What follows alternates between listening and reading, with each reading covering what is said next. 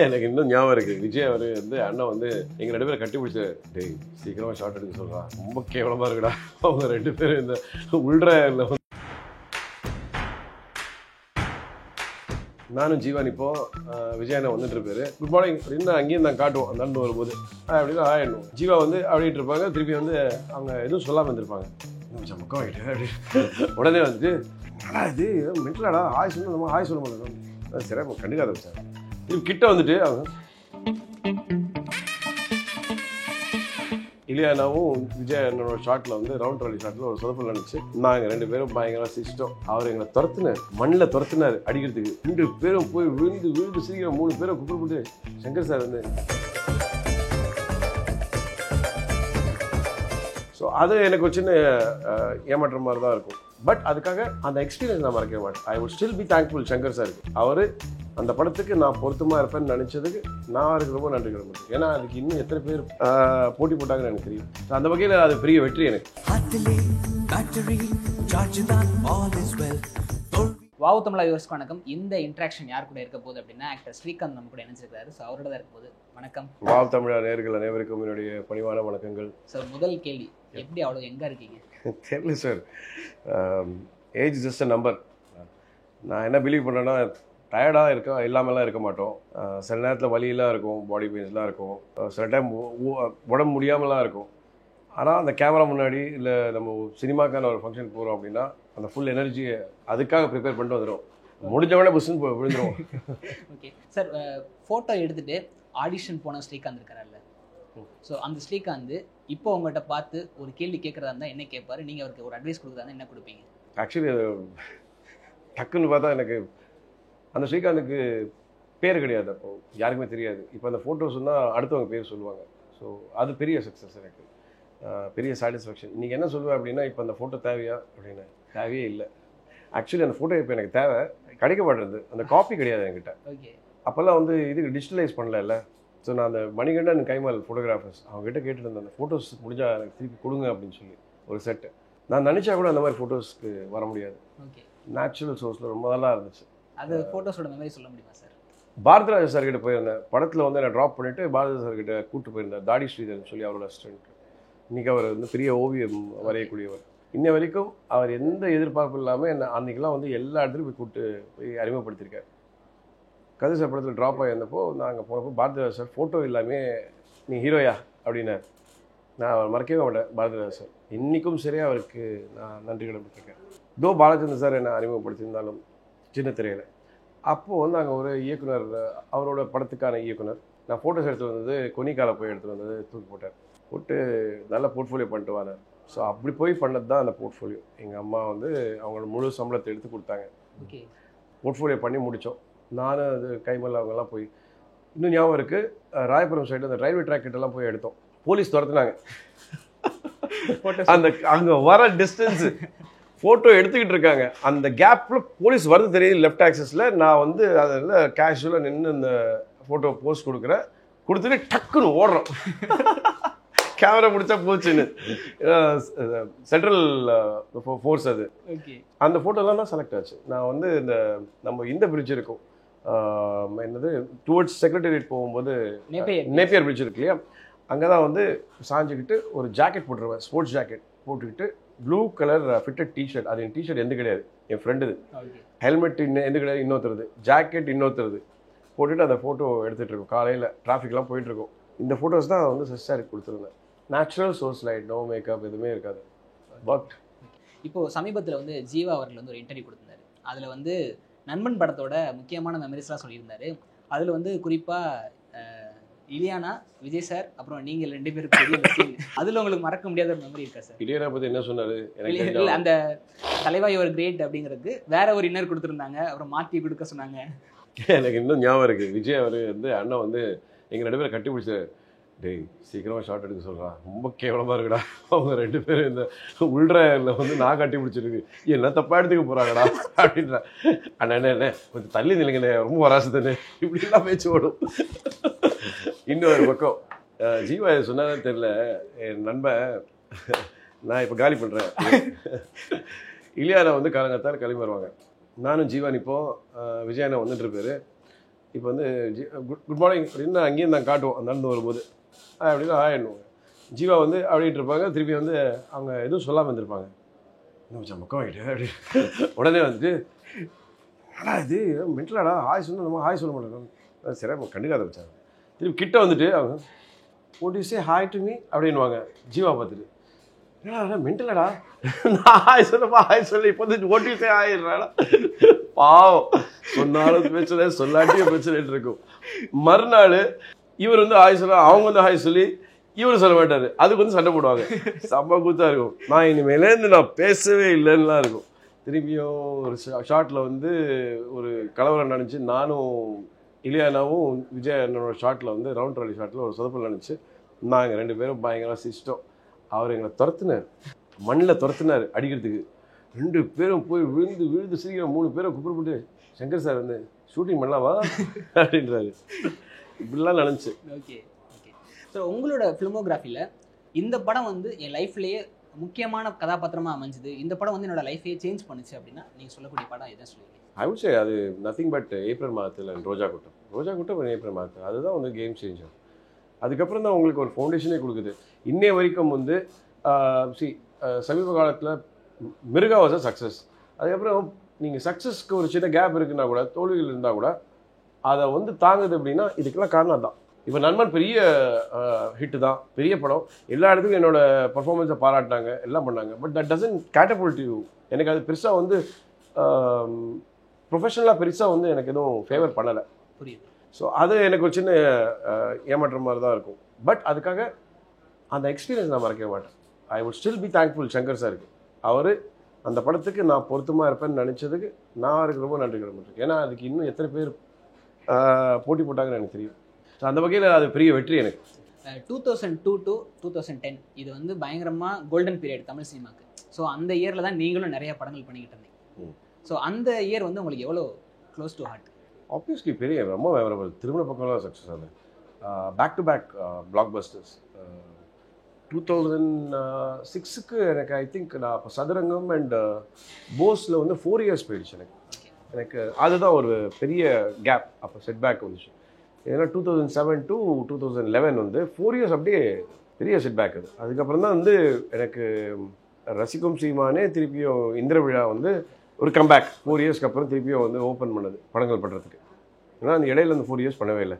அதே மாதிரி 2013 to 2017 நான் ஒரே ஒரு படம் தான் நான் பண்ணேன். அதுக்கு இடையில திருப்பி கேப் விட்டேன். நான் ப்ரொடக்ஷன் போயிட்டு அப்புறம் இப்போது லாஸ்ட் இயர்லேருந்து எனக்கு தெரிஞ்சு இந்த only month I've taken a break. நான் stop we been working. 9 projects பண்ணிட்டு இருக்கோம். இப்போது எல்லா ஃபேன்ஸுக்கும் உங்கள்கிட்ட கேட்கக்கூடிய முக்கியமான கேள்வி, ஏன் சோஷியல் மீடியாவில் நீங்கள் இல்லை? நான் ரொம்ப நான் சோஷியல் பர்சன். சினிமா வாழ்க்கை என்னோடய ப்ரைவேட் வாழ்க்கை செப்பரேட்டாக வைக்கணும்னு நினைக்கிறேன். நான் வந்து ஒரு குறிப்பிட்ட இடத்துல வந்து கன்ஃபைன் ஆக விரும்பலை. நான் மக்களை சந்தித்து அவங்களோட பழகி அவங்கள தெரிஞ்சுக்கணும்னு ஆசைப்பட்றேன். Not in just social media. Okay, like போடுறோம், ஷேர் பண்ணுறோம், அது மட்டுமே நண்பர்கள் கிடையாது. நான் ஃபோன் பண்ணால் நாளைக்கு எனக்கு நான் ஒரு பிரச்சனை அப்படின்னா நான் கேட்காம வந்து யார் எனக்கு வந்து நிற்கிறாங்களோ அதுதான் நண்பர்கள். I believe in that. நீங்கள் வேணால் பாருங்கள், எத்தனையோ மில்லியன் ஃபாலோவர்ஸ் இருக்காங்க. அதில் எத்தனை பேர் உங்களுக்கு ஒரு பிரச்சனைலாம் வந்து நிற்பாங்க. தே லைக் யூ, அவ்வளோதான் அவங்க ஒர்க் அந்த இது லைக் பண்ணுறாங்க. And at the same time social media nice. அது நான் முதல்ல ஆரம்பத்துலேருந்தே அதை பண்ணியிருக்கணும். இப்போது ஆரம்பிக்கிறது அண்ட் நெக்ஸ்ட் நான் எங்கே இருக்கேன் ஏது இருக்கேன் அந்த பர்சனல் லைஃப் வெளியில் வச்சுக்கணும்னு ஆசைப்படுறேன். ஓகே. அண்ட் நான் ரொம்ப இம்பல்சிவ். நான் சட்டுன்னு எதனா பேசிட்டேன்னு வச்சுக்கோங்களேன், அது யோசிக்காமல் பேசுகிறது சம்டைம்ஸ் கேன் பேக் ஃபயர். பாருங்கள் இந்த ஆடியோ ஃபங்க்ஷனில் நான் என்னமோ நினச்சிட்டு பேசினேன், அது பார்த்தா அது எது வேணால் நடந்திருக்கலாம். லக்கிலி அது தவறாக யாரோ எடுத்துருக்கலாம் இல்லையா. நம்ம சொல்கிறது வந்து கேன் பி டேக்கன் டிஃப்ரெண்ட்லி இல்லையா. அதுக்கு தான் சொல்கிறேன். ஓகே. அதில் முக்கியமாக நீங்கள் ஆடியோ லான்ச்சில் பேசின அந்த ஒரு சில வார்த்தைகள் வந்து பயங்கரமாக நிறைய விவாதங்கள் ஏற்படுத்தும். அதில் குறிப்பிட்ட ஒரு பேச்சு அப்படின்னா அதில் தான் மாட்டிக்கூடாது நினச்சேன். இல்லை அதான் எல்லா ஆக்டர்ஸ்க்கும் வந்து ப்ரொடியூசர்ஸ் வந்து சம்பளம் ஏற்றி விட்டுறாங்க. ஸோ இப்போ வந்து நீங்கள் சம்பளம் எல்லா நடிகர்களும் வந்து எக்ஸ்ட்ரா வாங்குறாங்க சொன்னாங்க. யார் ஏற்றி விட்டாங்க? ஏங்க கேட்குறவன் நான் வந்து 100 கோடி கேட்பேன், கொடுத்துட்டு போகிறீங்களா? இல்லை ஒரு தயாரிப்பாளர் தான் கொடுக்க போகிறாரு. என்ன கொடுக்கும் என்ன கொடுக்கக்கூடாது தயாரிப்பாளர் தான் முடிவு பண்ணுறாரு. கேட்குறவன் என்ன வேணால் கேட்பான், கொடுக்குறவங்க யோசிக்கணும். அதுக்கப்புறம் வந்து நடிகர்கள் சம்பளம் ஏற்றுறாங்கன்னு சொல்கிறாங்க. திரும்ப அந்த நடிகர்களுக்கு தானே போகிறீங்க. ஓகே, நான் என்னை வந்து சொல்கிறாங்க. இப்போ இன்னும் நிறைய பேர் ஆர்டிஸ்ட் இருக்காங்க, ரொம்ப ஒழுக்கம், ரொம்ப நல்லவன் வல்லவன் எல்லாம் சொல்கிறாங்க. அதுக்கு எங்களுக்கு என்ன கூப்பிட்டு வேலை கொடுக்குறாங்களா என்ன? கிடையாது இல்லை, ஓடுற குதிரை மாதிரி தான் கட்டுறீங்க. சில பேர் வந்து அவங்கள வந்து தப்பே சொல்லிகிட்டு இருக்காங்க, நேரத்துக்கு வர மாட்டான், கரெக்ட் இல்லை, அவங்களோட பிஹேவியர் கிடையாது. கடைசியில் அவங்க தான் தேவைப்படுது.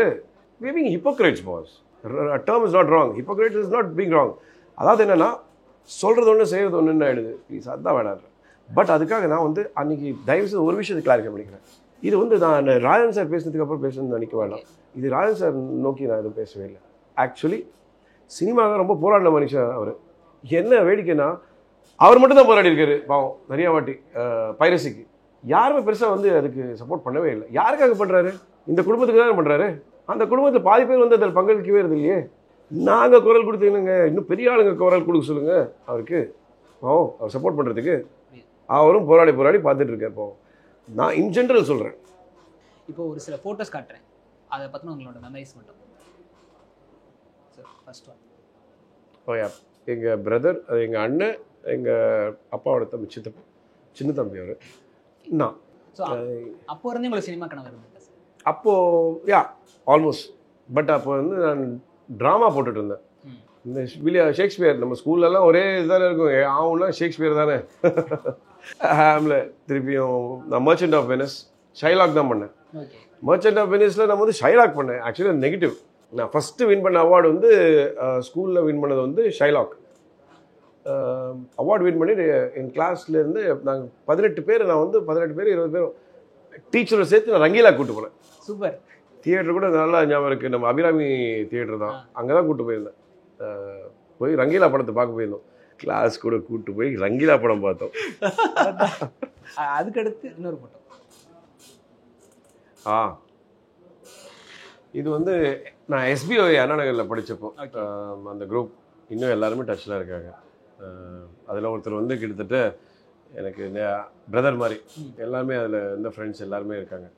அப்போல்லாம் வந்து நான் ரொம்ப சேட்டைக்காரன். கிளாஸில் எல்லாரும் எனக்கு ரொம்ப சப்போர்ட் பண்ணுவாங்க. இதே ஸ்கூலில் தான் ஆர்யா கூட படித்தது, வேறு செக்ஷன், நான் இந்த செக்ஷன். ஆர்யா ஓகே. அவர் ஆக்சுவலி ரொம்ப நல்லா படிப்பார். ஆனால் என்னை பார்த்து எல்லோரும் படிக்கிறவங்க மாதிரி பார்த்துவாங்க. நான் பொட்டெல்லாம் வச்சுருவேன், செமையாக ஏமாற்றுவேன். அப்பயே நடிக்கிறது தானே, மேக்கப் போட்டு ஏமாத்துறது தானே. அப்போ உங்களுக்கு இன்ட்ராக்ஷன் இருந்திருக்கா? Yeah okay. அவர் ரொம்ப அப்போல்லாம் வந்து நாங்கள் நினச்சி கூட பார்க்கல சினிமா பக்கம்லாம் வருவார் அப்படின்னு. Very very studious, sports athlete அவர், ஃபுட்பால் கோல் கீப்பர், இன்னும் ஃபுட்பால் விளையாடிட்டு இருப்பார்னு நினைக்கிறேன். ஹவுஸ் கேப்டன் வேறு, எங்கள் சோலா ஹவுஸ் கேப்டன் வேறு அவர். எங்கள் அம்மா செல்ல அம்மா. இது வந்து ஹைதராபாடில் நாங்கள் இருந்த அப்பார்ட்மெண்ட்ஸில் எடுத்த ஃபோட்டோ அது. எங்கள் அப்பா நிறைய நாடகம் போடுவார் டைமில். எங்கள் அப்பா, எங்கள் சித்தப்பா அப்போ எங்கள் வீட்டில் தான் இருந்தார். எங்கள் அப்பா தான், அப்போ எங்கள் அம்மா அப்பா தான் வளர்த்துட்டு இருந்தாங்க. அவருக்கும் என் அண்ணனுக்கு பெரிய ஏஜ் டிஃப்ரென்ஸே கிடையாது. ஸோ லிட்டரலி இன்னொரு சன் மாதிரி தான். ஃபைனல். Time flies. இன்றைக்கி என் பையன் என்னை தாண்டிட்டான். என்னோட ஒரு சென்டிமீட்டர் உயரம் வந்துட்டான். அண்டர் 19 ரீஜனல் கோல் கீப்பராக இருக்கான். படிப்பில் டாப்பர், ஸ்போர்ட்ஸ்லேயும் நல்லா டாப்பாக இருக்கான். என் பையன் இப்போ 6 பேக் வந்துட்டான். எனக்கு இவ்வளோ போட்டியாக இருக்குது பாருங்க வீட்டில். ஆனால் ஒன்று, இப்போது என் பையன் கூட நான் ஓடினேன்னா நான் அடிச்சுடுவேன். அது பாருங்க எவ்வளோ கேவலமான புத்தியில் வைஃப் சொல்லுவாங்க. என்னத்துக்கு? என் டாட்டர் பெரிய வீக்னஸ். வேண்டாம்னு சொன்னால் கூட பாருங்கள், ரொம்ப நாள் ஆச்சு ஊரில் இல்லைன்னு சொன்னால் வந்த உடனே டாட்டர் வீக்னஸ் இல்லை. இப்போ பொண்ணு கொடுத்தா அன்றைக்கி கொஞ்சம் படுத்துட்டு இருந்தேன், உடனே ஜலதோஷம் வந்துருச்சு அவங்ககிட்டேருந்து. எனக்கு நான் கம்ப்ளைண்ட் பண்ணவே இல்லையே, இட்ஸ் ஓகே பேபி அப்படின்னேன் நான். ஒர்த் இட் அப்படின்னு. பசங்க கூட சினிமா பற்றிலாம் பேசிக்கிறேன் சார். என் பையனுக்கு நல்லா படிக்கிறான். என் பையனுக்கு சொன்னால் சினிமா இன்ட்ரெஸ்ட் இருக்குது. என் பையனுக்கு இது இல்லாமல்லாம் கிடையாது. ஆனால் அவருக்கு வந்து இப்போ படித்து எல்லாம் முடிச்சுட்டு அதுக்கான நேரம் வரும்போது பார்த்துக்கிறேன் அப்படின்னா. இன்னும் ட்ராமா போட்டுட்ருக்காரு, ஸ்கூலில் வின் பண்ணியிருக்காரு. என் பையனுக்கு நான் ஒன்றே சொன்னேன், நான் வந்து உன்னை படத்தில் வந்து லான்ச் பண்ணுவேன், இது பண்ணுவேன், அதெல்லாம் நினைக்காது. முதல் படம் ஜெயிக்கல, தோத்த, நீ தலை காட்ட முடியாது. நான் பயமுறுத்தி விட்டேன். தோல்வி ஏற்றுக்கிற தைரியம் இருந்துச்சுன்னா வா, இல்லைன்னா வராது. நீயா போய் தேடிக்கோ, வாய்ப்பு கிடைச்சா டூ இட். நம்ம எதுவும் வந்து தட்டில் வச்சுலாம் கொடுக்கவே கூடாது, அதெல்லாம் கெடுக்கிறோம். அட்வைஸ் சொன்னால் ஏற்றுக்குவாங்களா? நடிகை சினிமாலேயே ஏற்றுக்கிறது கிடையாது, வீட்லேயே ஏற்றுப்பாங்களா? நானே ஏற்றுக்கிறது கிடையாது. எப்பயும் எங்கள் அப்பா பேச்சை கேட்டது கிடையாது. இன்றைக்கி நான் அப்பா ஆகும்போது தெரியுது எவ்வளோ பெரிய தப்பு பண்ணியிருக்காரு. அதே மாதிரி நான் பையன் கேட்பானா? Last once. பெட்டர் ஹாஃப் லைஃப்பில் பெட்டர் ஹாஃப் அவங்க தான். சிட்னா சிட்டு, ஸ்டாண்ட்னா ஸ்டாண்டு, அதை தப்பே வைக்கவே கிடையாது. அவங்க பண்ணுறது நம்மளால் பண்ண முடியாது. வீட்டில் எல்லாம் பாதி நாள் வீட்டில் கிடையாது, டைம் சென்ஸும் கிடையாது, இதெல்லாம் தாங்கிக்கிறாங்கல்ல. Very very lucky and fortunate part of my life my money. Sir இப்போ வந்து ஒரு கொஸ்டின்ஸ்லாம் போகிறதுக்கு முன்னாடி ஒரு சின்னதாக ஒரு வார்ம் ஒரு segment sir, find the song அப்படின்ற ஒரு செக்மெண்ட். ஸோ நீங்கள் நடித்த படங்களில் இருக்கக்கூடிய பிட்வீனில் இருக்கக்கூடிய லிரிக்ஸ் சொல்லுவேன், அது எந்த பாட்டு நீங்கள் கண்டுபிடிக்கலாம். ஐயோ ரொம்ப பேடுங்க சார். உங்களோட பாட்டு தான் சார் எங்களோட 90s கிட்டோட பிளேலிஸ்ட். ரீசெண்டாக நான் வந்து இதுல எல்லாம் மாட்டினேன். சிம்ரன் மேடம் கூட வந்து ஸ்டார்ட் மியூசிக்னு ஒரு நிகழ்ச்சியில் வந்து அதே மாதிரி தான் ஏப்ரல் மேலிலே பாட்டில் வந்து ஒரு இடத்துல வந்து சரணத்தில் ஒரு வேர்டை பிடிக்கணும், நான் தப்பாக விட்டுட்டேன். அவங்க ஜெயிச்சிட்டாங்க, அவங்க கரெக்டாக பிடிச்சிட்டாங்க. ஸோ அவங்க பாருங்க ஹிந்தி, அவங்க ஆனால் அவங்க கரெக்டாக பிடிச்சாங்க. Okay sir. ஃபர்ஸ்ட் 1000 ஆண்டுகள் தொழில்நுட்பம் பழகி ஆண்டவன் படைத்தான் அசத்திடும் அழகி. எனக்கு தெரிஞ்சு இது ஏப்ரல் மாதத்தில் மனசே மனசு சாங் நினைக்கிறேன் இல்லையா? நான் வேணா க்ளூ தரேன், இது நீங்கள் பைக்லேயே பாடுவீங்க. அண்ணா சாலையில் பாட்டு. Okay okay. செகண்ட் எல்லாத்துலேயும் இந்த பல்லவி விட தான் தெரியும். Okay second one. ஆனால் அதை கண்டுபிடிச்சிருங்களே. எதையோ என் வாய் சொல்ல தொடங்க அதையே உன் வாய் சொல்லி அடங்க உதடுகள் நான்கு முட்டி கொள்ள நான் கண்டேன். அதான் ஆப்பிள் பெண்ணு இல்லையா? கண்டுபிடிக்கல இல்லையா? ஓ காட். இது இது நீட்டு சாரி கண்ணாக்கண்ணி நடை தோழி. சாரி, அது நம்ம டியூன் போட்டு பார்த்தா தான் தெரியுது. நீங்கள் சொன்ன பிறகு மைண்டில் விஷுவலைஸ் பண்ணால் வருது. ஓகே. நல்ல வேலை எக்ஸாமினேஷன்லாம் இல்லை, ஃபெயில் அடிக்கிறேன். ஒரு மூச்சில் இருதேகம் வாழ்வது நாம் நீ தூங்கும் நேரத்தில் இளையராஜா சார். இந்த பாருங்க இந்த எல்லாம் இந்த தரமெல்லாம் அந்த பாட்டுக்கான தரவு தான். மறக்க முடியுமா? ஓகே. ராஜா சார் பாட்டுன்னு எனக்கு உயிர். அடுத்து இது கண்டுபிடிச்சாரே. முத்தங்கள் ஓடும் நதியாய் நீ வேண்டும், கரையேறி துள்ளும் மீனாய் நான் வேண்டும், மெத்தையில் குழந்தை போல் நீ வேண்டும், விளையாடும் பொம்மையாக நான் வேண்டும். சார் எண்டிலையும் முடிஞ்சிருச்சு சார்.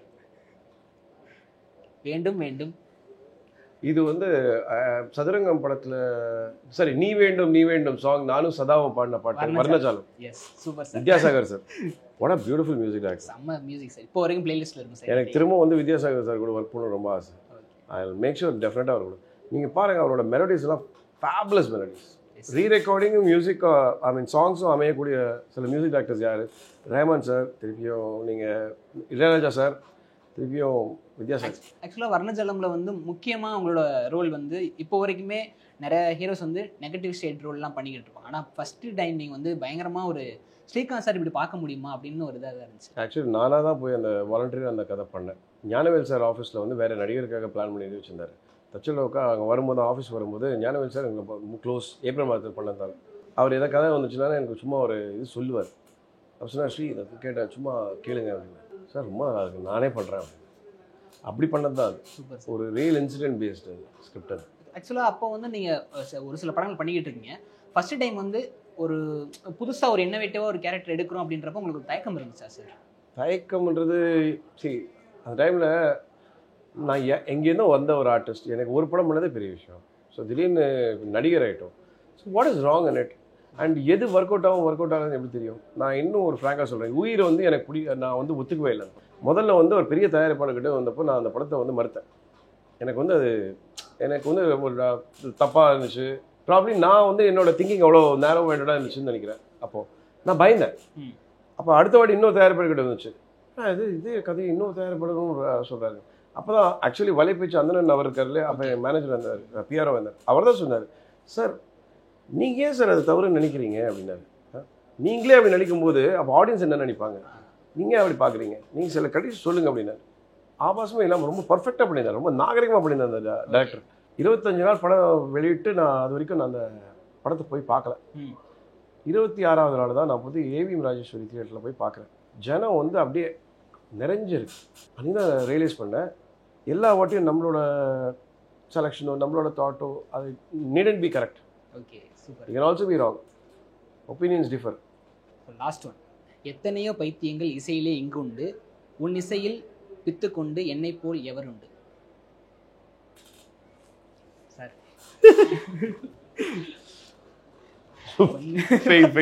ஓகே. சின்ன குயிலே குயிலே குரலை எனக்கு தருவாய். Super sir. ஸோ ஆக்சுவலாக கார்த்திக் தான் பாடினது. ஆக்சுவலாக அவர் எனக்கு வாய்ஸ் வந்து எனக்கு ரொம்ப பர்ஃபெக்டான வாய்ஸ். அதை தான் சொல்லுவது நானும். அது பயங்கரமாக உங்களுக்கு வந்து அவர் தான் கரெக்டாக இருப்பார் அப்படின்ற மாதிரி. ஆமாம், முதல்ல அப்படி தான் இருந்துச்சு. அதில் உங்களோட கேரக்டர் இன்ட்ரோ வந்து சூப்பராக இருக்கும் சார். இப்போ வரைக்குமே எல்லாருக்குமே வந்து பிடிச்ச ஒரு இன்ட்ரோவாக இருக்கும். உங்களோட கேரக்டர் இன்ட்ரோ ஞாபகம் இருக்கா? ஓவியம் வரைகிறவர் தான் ஆக்சுவலி இந்த பர்டிகுலர் கேரக்டர். ஓகே. ஏன்னா டேரக்டர் சந்தோஷ் வந்து ஓவியம் வரைகிறார். ஸோ அவர் வந்து அந்த கேரக்டர் அது பேஸ்டாக தான் எடுத்துகிட்டு வந்தார். அந்த படத்தில் சில ட்விஸ்ட் ரொம்ப நல்லா இருந்துச்சு. மேபி சில விஷயங்கள் சில காஸ்டிங் கூட பீன் டிஃப்ரெண்ட். ரொம்ப ரொம்ப இம்பார்ட்டன்டான ஆஸ்பெக்ட். அந்த டைமில் அந்த இடத்துல 2 ஆர்டிஸ்ட் வந்து மேபி என்னோடய ஃபீலிங் வந்து அந்த கரெக்டாக கண்டென்ட் கிடையாது. ஓகே. பட் நல்ல எமோஷ்னலான ஸ்கிரிப்ட் அது. இன்ஃபேக்ட் பொருளாதார ரீதியாக வந்து அது ரோஜா கூட்டத்தோடு ஜாஸ்தி பண்ணிச்சு. Super sir. அதுதான் வேடிக்கையான விஷயம். ஓகே. பார்த்திபன் கனவு மாபெரும் வெற்றி படம் இல்லையா? அதோட அதிகமான பொருளாதார ரீதியாக பெரிய படம் வந்து ஜூட். ஆனால் ஜூட் வந்து நிறைய பேர் கிண்டல் பண்ணுவாங்க. But actually that made more collection. அது 3 வாரத்தில் பண்ணது 4 நாளில் பண்ணுச்சு. சினிமாவே புரிஞ்சிக்கவே முடியாது சார். ஓகே. இன்டர்வியூட ஃபைனல்ஸ் எடுத்து வந்தாச்சு. முக்கியமாக லாஸ்ட் இந்த கேள்வி கேட்குறேன், உங்களுக்கு பதிலளிக்க விருப்பம் இருந்தால் சொல்லலாம்.